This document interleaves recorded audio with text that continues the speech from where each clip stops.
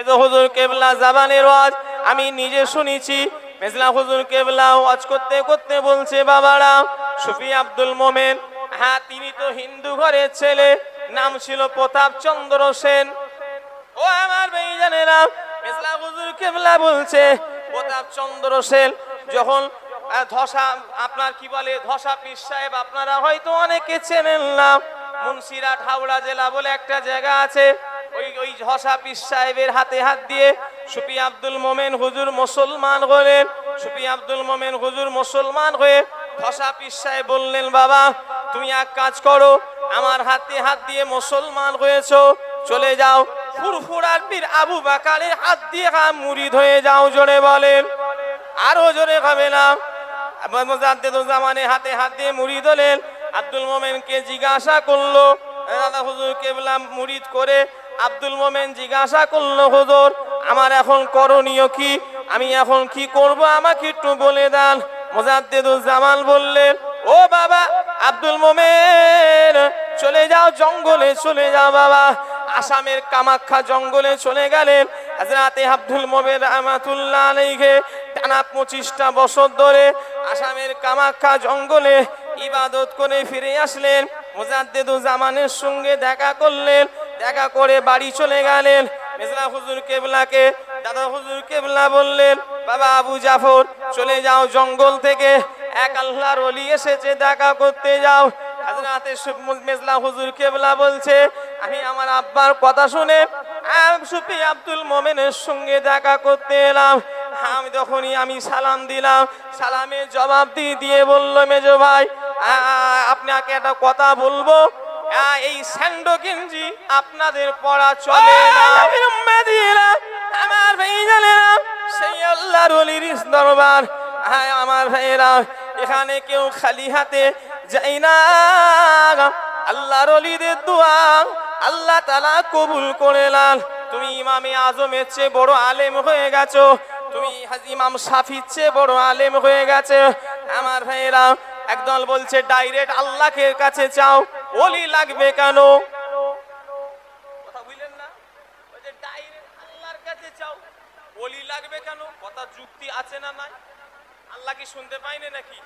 আল্লাহকে ডাকেন তো, আল্লাহ, এই চিল্লে ডাকেন না, আল্লাহ শুনতে পাচ্ছে না? আবার পীর ও ওলিয়া ওলিয়া লাগবে কেন? কথা বলে না দেখছি। ও নবী উম্মাদিনা, হযরত ইমাম শাফি রাহমাতুল্লাহ আলাইহি বলেন, আমি ইমাম শাফি যখন আমি আমার কোনো অসুবিধে হতো, আমি ইমাম আবু হানিফার মাজারে চলে যেতাম, আর ইমাম আবু হানিফা হুজুরের ওসিলা দিয়ে আল্লাহ দরবারে দোয়া চাইতাম। আমি দেখতাম যে কটা দোয়া হযরত ইমাম আজমের ওসিলা দিয়ে আমি চাইতাম, আমার আল্লাহ পাক আমি ইমাম শাফির ওই দোয়াগুলো কবুল করে নিত। জোরে বলেন, আরো জোরে হবে না? আবু জারের এই হাত না পাক, আপনার এই হাত না পাক, আবু জারের এই জবান না পাক, আপনার এই জবান না পাক, এই মুখ দিয়ে কত মিথ্যে কথা বলেছি, এই মুখ দিয়ে কত চগলখুরি করেছি, এই মুখ দিয়ে কত গালাগালি করেছি। ও আমার ভাইয়েরা, এই হাত দিয়ে না জানি কত অন্যায় করেছি, এই জবানও কবুলের নয়, হাতও কবুলের নয়। আমার ভাইয়েরা, জিনার দরবারে এসেছি, আল্লাহ তোমার জামানার মুজাদ্দিদ দরবারে এসেছি। আল্লাহ, আল্লাহ তুমি তিনার ওসিলায় আল্লাহ আমার দোয়াটা কবুল করে নাও। ও আমার ভাইয়েরা, দাদা হুজুর কেবলার ওসিলায় আল্লাহ দোয়া কবুল করতে পারে না পারে না বলেন? উনিও মানুষ, অনেক তফাৎ আমাদের সঙ্গে। জিনার হাতে হাত দিয়ে প্রতাপ চন্দ্র সেন থেকে সুফি আব্দুল মোমেন হয়ে গিয়েছে। জোরে বলে, আরো জোরে বলেন সুবহানাল্লাহ। ঢোল কোম্পানি সব তাদের মলো কোম্পানি, এখন ওলিদের পিছনে লাগছে, আর যত ওলিদের পিছনে লাগছে আল্লাহ তত ওলিদের মর্যাদা বাড়িয়ে দিচ্ছে। জোরে বললেন না? আরো জোরে হবে না? আবু জেহেল কম চেষ্টা করে না নবীর নামকে মিটিয়ে দেওয়ার জন্য। যত আবু জেহেল চেষ্টা করেছে, নবীর মর্যাদা বেড়েছে না বাড়েনি বলেন? আজও কিছু মানুষ আছে ওলিদের মর্যাদা পৃথিবীতে মিটাতে চাইছে, তবে জীবনে পারবে না। আল্লাহর ওলি দেখারে আল্লাহ পাক বড় নিয়ামত করেছে আমার ভাইজানেরা। আমরা জাতা সিলসিলার মানুষ নয়। আমাদের দাদা হুজুর কেবলার পীর কলিকাতার জমিনে শুয়ে আছেন, নাম হলো রসুলে নওয়াব হযরতে সুফি ফাতেমা আলী ওয়াইসি রাহমাতুল্লাহ আলাইহি। ও আমার ভাইরা, আল্লাহর ওলির মাজারে কে কে গেছেন হাত তোলেন। সুফি ফাতেমা আলী ওয়াইসি হুজুরের মাজারে গেছেন? কে কে গেছেন হাত তোলেন। আর আপনারা যাবেন বলেন ইনশাআল্লাহ। হ্যাঁ, কত মানুষ ইদিক সিদিক বেড়াতে যাচ্ছে, দীঘায় যাচ্ছে, চিড়িয়াখানায় যাচ্ছে। ভাল্লুক দেখে কি হবে? আল্লাহর ওলির মাজারে যাও, ওলিদের দোয়া যদি লেগে যায় তোমার কপাল খুলে যাবে। জোরে বললেন না? আরো জোরে হবে না? মেজো হুজুর কেবলা জাবানের ওয়াজ আমি নিজে শুনেছি। মেজলা হুজুর কেবলা ওয়াজ করতে করতে বলছে, বাবারা সুফি আব্দুল মোমেন, হ্যাঁ তিনি তো হিন্দু ঘরের ছেলে, নাম ছিল প্রতাপ চন্দ্র সেন। ও আমার ভাইজানেরা, মেজলা হুজুর কেবলা বলছে প্রতাপ চন্দ্র সেন যখন ধসা, আপনার কি বলে ধসা পীর সাহেব, আপনারা হয়তো অনেকে চেনেন না, মুন্সিরহাট হাওড়া জেলা বলে একটা জায়গা আছে। ওই ধসা পীর সাহেবের হাতে হাত দিয়ে সুফি আব্দুল মোমেন হুজুর মুসলমান হলেন। সুফি আব্দুল মোমেন হুজুর মুসলমান হয়ে ধসা পীর সাহেব বললেন, বাবা তুমি এক কাজ করো, আমার হাতে হাত দিয়ে মুসলমান হয়েছো, চলে যাও ফুরফুরার পীর আবু বাকারের হাত দিয়ে মুরিদ হয়ে যাও। জোরে বলেন, আরো জোরে হবে না? মুজাদ্দিদুজ্জামানের হাতে হাত দিয়ে মুরিদ হলেন। আব্দুল মোমেনকে জিজ্ঞাসা করলো, দাদা হুজুর কেবলা মুরিদ করে আব্দুল মোমেন জিজ্ঞাসা করলো, হুজুর আমার এখন করণীয় কি, আমি এখন কি করব আমাকে একটু বলে দেন। মুজাদ্দিদুজ্জামান বললেন, ও বাবা আব্দুল মোমেন, চলে যাও জঙ্গলে, চলে যাও বাবা। আসামের কামাখ্যা জঙ্গলে চলে গেলেন। হযরতে আব্দুল মোমেন রাহমাতুল্লাহ আলাইহি টানা 25টা বছর ধরে আসামের কামাখ্যা জঙ্গলে ইবাদত করে ফিরে আসলেন। মুজাদ্দিদুজ্জামানের সঙ্গে দেখা করলেন, দেখা করে বাড়ি চলে গেলেন। মেজলা হুজুর কেবলাকে দাদা হুজুর কেবলা বললেন, বাবা আবু জাফর চলে যাও জঙ্গল থেকে, এক আল্লাহর ওলি এসেছে দেখা করতে যাও। হযরতে মেজলা হুজুর কেবলা বলছে, আমি আমার আব্বার কথা শুনে সুফি আব্দুল মোমেনের সঙ্গে দেখা করতে এলাম। আমি তখনই আমি সালাম দিলাম, সালামের জবাব দিয়ে বলল, মেজো ভাই আপনাকে একটা কথা বলবো, এই স্যান্ডো গেঞ্জি আপনাদের পরা চলে না। আমি কি গেঞ্জি পরেছি দেখেছেন? একদম হাতওয়ালা। হয়তো অনেকে বলবে যে এটা আবার কি কথা। শোনো, আমি পেট গরম কথা বলিনি। ইন্টারনেট খোলো, ইউটিউবে মেজো হুজুর কেবলা লেখো। মেজো হুজুর কেবলা 4-5টা ওয়াজ আছে, হুজুরের ওয়াজটা শুনে কপি করছি আমি। মেজো হুজুর নিজে বলছে, সুফি আব্দুল মোমেন রাহমাতুল্লাহ আলাইহি যখন ফার্স্ট আমার সঙ্গে দেখা হলো, আমাকে বলল, মেজো ভাই একটা কথা বলবো। এই যে বললাম, আমি তখন স্যান্ডো গেঞ্জি পরে আছি। স্যান্ডো মানে এক্সারসাইজ গেঞ্জি। আমাকে বলল, মেজো ভাই এটা আপনাদের পরা, আপনাদের জন্য বলেছে নাকি? না, মেজো হুজুর কেবলা বলছে, আমাকে বলল, মেজো ভাই আপনাদের পরা চলে না। তার মানে আমাদের কত সতর্কই চলতে হবে বলো তো। ছাড়েন, আমি আর ওদিকে যাচ্ছি না, আমি যে কথা বলছিলাম। ও আমার ভাইজানেরা, মেজলা হুজুর কেবলা জিজ্ঞাসা করলেন, আচ্ছা সুফি আব্দুল মোমেন সাহেব, আপনি তো টানা 25টা বছর জঙ্গলে কাটালেন, সেই 25টা বছরের একটু ঘটনা আমাদের খুলে বলেন। হযরতে আব্দুল মোমেন বলল, মেজো ভাই আমি যখন প্রথম আসামের জঙ্গলে গেলাম, আমাকে জঙ্গলের হিংস্র বাঘেরা আমাকে ঘিরে ফেললো। আমি আব্দুল মোমেন ভয় খাই না। আমি আব্দুল মোমেন বাঘের দিকে লক্ষ্য করে বললাম, এই জঙ্গলের বাঘ। আমি আব্দুল মোমেন আল্লাহর একজন নগণ্য বান্দা। এই জঙ্গলের বাঘ আমি আব্দুল মোমেন বিশ্ব নবীর একজন নগণ্য উম্মত।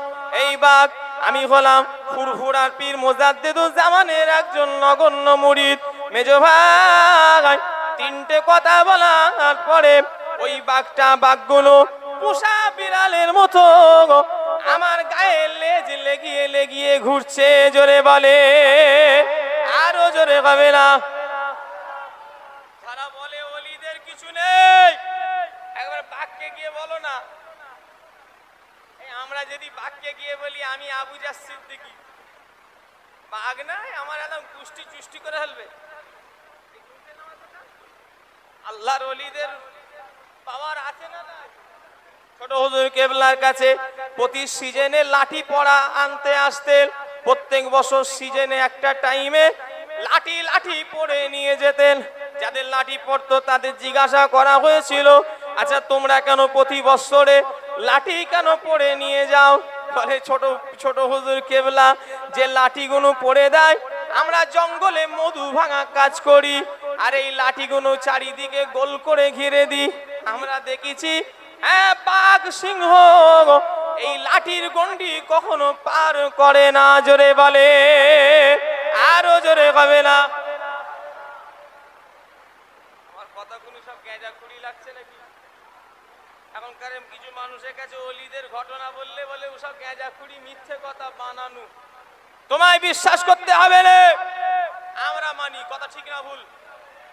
হ্যাঁ, আমরা ওলিদের মানি।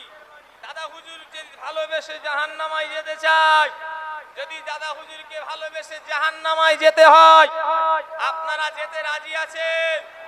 আমি আগে যাব। যে জান্নাতে আল্লাহর ওলি নেই ওই জান্নাত আমাদের দরকার নেই। কথা ঠিক না ভুল বলেন? আর যে জান্নাতে ওলিয়া উলিয়া আছে আমরা ওই জান্নাতে আছি। জোরে বলেন সুবহানাল্লাহ। আরো জোরে হবে না? মানে আল্লাহর কাছে ডাইরেক্ট চাও, আমরা চাই আল্লাহর কাছে, ওসিলা দিই ওলিয়া উলিয়াকে। বলে কেন? আরে গাধা, রাসূলুল্লাহ আল্লাহর নবীর ওসিলা দিয়ে আদম নবী তওবা আল্লাহ কবুল করেছে। জোরে বলেন, আরো জোরে হবে না? পৃথিবীর প্রথম মানবকে কথা বলে না? আদম নবী। আদম নবী গন্ধম ফল খেয়েছিল না খাইনি ভাই? হ্যাঁ, খেয়েছিল তো নাকি? আদম নবী গন্ধম ফলকে আল্লাহর কাছে মাফ চাইছে, আল্লাহ আমায় মাফ ক্ষমা করুন, আল্লাহ আমার তওবা কবুল করুন। ও আমার ভাইজানেরা, কোন রিওয়ায়েতে 300 বছর, কোন রিওয়ায়েতে আবার 350 বছর আদম নবী কাঁদছে আল্লাহ দরবারে, তওবা কবুল হচ্ছে না। আদম নবী একবার আল্লাহ কাছে চাইলেন, আল্লাহ আখিরি জামানায় একটা ছেলে পাঠাবেন যিনার নাম হবে মুহাম্মদ সাল্লাল্লাহু আলাইহি ওয়াসাল্লাম, তিনার ওসিলায় আমি আদমের তওবা কবুল করে নিন। আমার আল্লাহ পাক আদম নবীর তওবাখানা কবুল করে নিল। জোরে বলে, আরো জোরে হবে না?